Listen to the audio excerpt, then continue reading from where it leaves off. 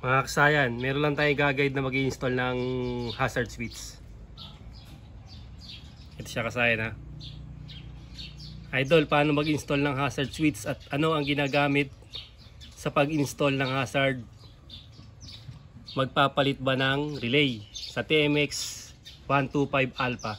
Sana magawan mo ng tutorial. Ito siya kasayan na, ayun yung hazard. Tapos ito yung relay natin. Ito yung ating flash relay ng TMX Alpha 125. Dito nakalagay siya ha. Pagka hindi siya magbi-blink na katulad niyan, hindi siya magbi-blink, tsaka nyo palang papalitan yung hazard. Pero kadalasan naman okay naman, di na kailangan lagyan ng ano, di na kailangan palitan yung flash relay. Ito yung gagamitin natin oh.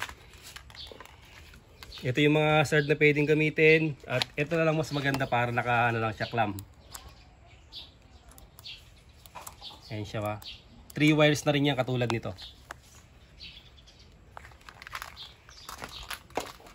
O kaya naman kung ganito yung hazard switch nyo, ito, yung dating kill switch, hazard na siya kasi iba na yung ano nito, iba na yung kanyang handle switch.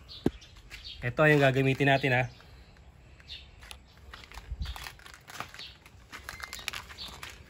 Dito lang tayo sa harap. Katulad to ng ano na Rusi, Motorstar, Skygo, Motopost, pare-pares lang ang paglalagay. Itong wire na to, yung hazard switch natin, may 3 wire siya ha. Ito, diretsuin natin to ha. Ito siya, dito siya pupunta.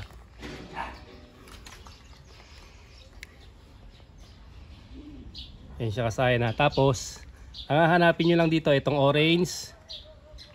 Yan, ito orange to ha. Tapos, itong light blue.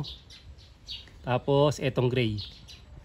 Pag nahanap nyo na yung 3 na yan, tapos itong wire ng hazard switch, kahit magkabali-baliktad yan, walang problema. Ilagay nyo lang siya kahit magkabali-baliktad.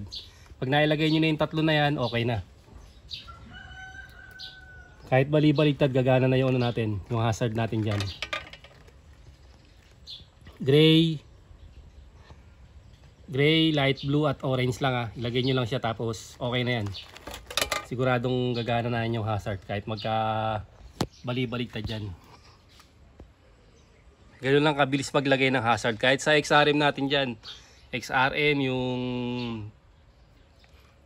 Supremo, ganun din siya.